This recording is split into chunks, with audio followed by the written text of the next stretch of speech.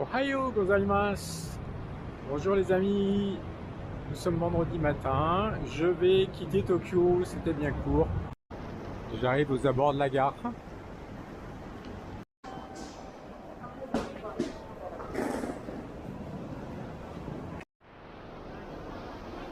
La tradition quand on prend le train ici, c'est qu'on achète un ekiben. Eki, ça veut dire gare, et ben, c'est l'abréviation de bento. Ben voilà. Arigato. Mon train, c'est le Nozomi 25. Dame en rose, là, elles vont aller faire le ménage du train.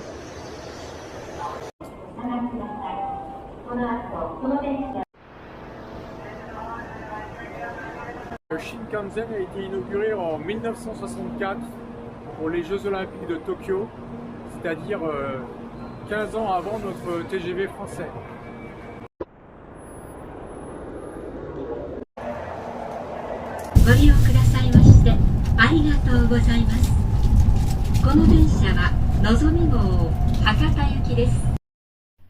Au-delà des îles, le Japon est divisé en régions.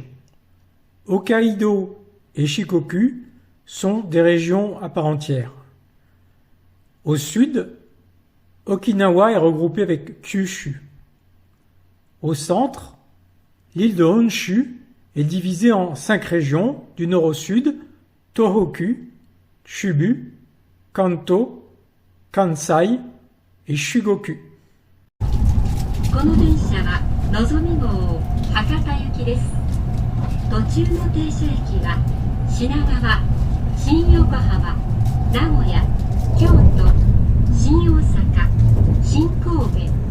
On quitte le Kanto, on traverse le Chubu et on va dans le Kansai.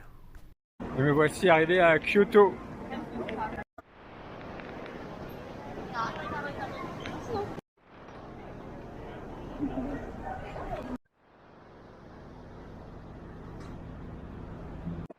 Bon, il est tout juste midi, donc vous avez vu, j'ai pas mangé mon bento dans le train.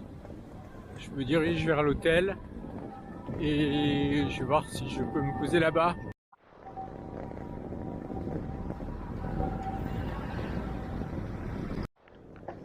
Après la première impression de grande foule à la gare, ici ça m'a l'air d'être des petites rues bien tranquilles.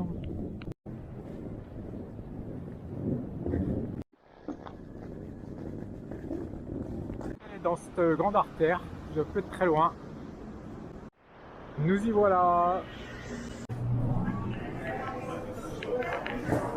Bon, c'est trop tôt, la chambre est pas prête. Je vais essayer de trouver un coin pour me poser en attendant. J'ai trouvé une espèce de mini square où il y a des gamins qui jouent, mais ça va faire l'affaire.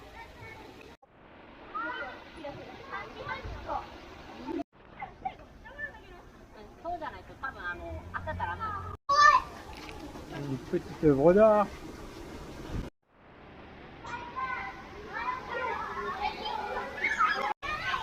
Je ne sais pas trop ce que je mange, mais ça va.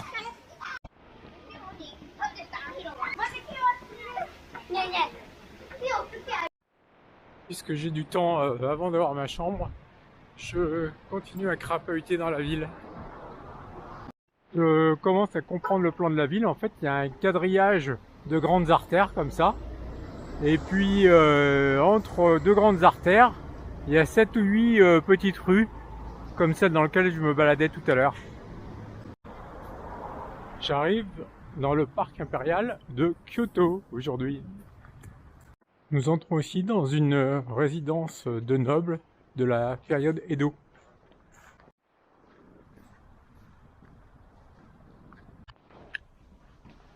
Ici, on enlève ses chaussures.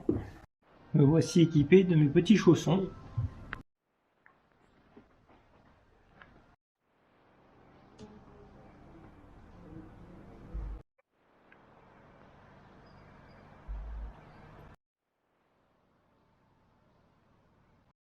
Je vais aux toilettes, je troque mes chaussons beige pour des chaussons bleus.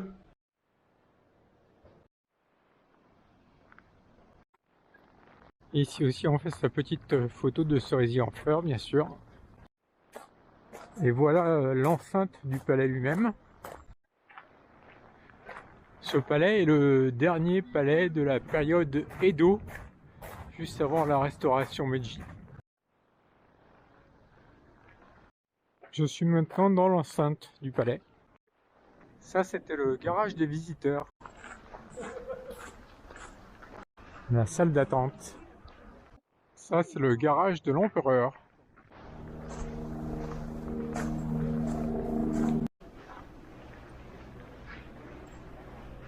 Enfin, on arrive au palais lui-même.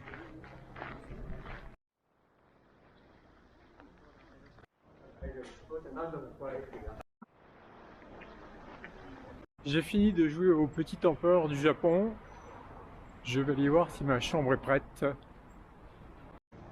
Dans les petits détails culturels, j'ai observé deux choses. Ce midi, j'avais du mal à trouver un endroit pour me poser pour déjeuner et je me perçois en fait qu'il y a des bancs nulle part, pas de petits squares, pas de petits bancs, pas d'endroit où poser une fesse pour s'asseoir. La deuxième chose, c'est que j'ai des vieux papiers achetés que je traîne dans ma poche et là ça fait 30 minutes que je marche et j'ai pas vu une seule corbeille à papier. Donc je pense qu'on ramène tout ça chez soi. En revanche, il y a un distributeur de coca tous les 100 mètres. Nous y voilà. Bon, ça va, pas à se plaindre non plus. Après cette première découverte de Kyoto, je me relaxe dans mon kimono d'hôtel et je bois ce que j'ai cru être un thé quand j'ai acheté dans un distributeur. Mais en fait, c'est un espèce de goût de sésame. Ce soir, c'est là que je vais tenter ma chance. Ces signes cabalistiques là-haut, ça veut dire ramen. Je commande avec cette espèce de tablette.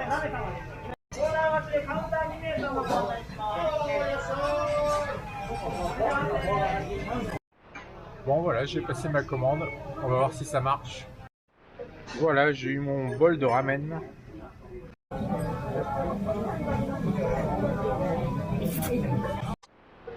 C'était les premiers ramen de ma vie. C'est pas mal. Arigato. J'ai adoré cette petite ramenia. Ils étaient sympas comme tout là-dedans. Ce sera tout pour aujourd'hui. À demain pour la suite de Kyoto. Bye bye.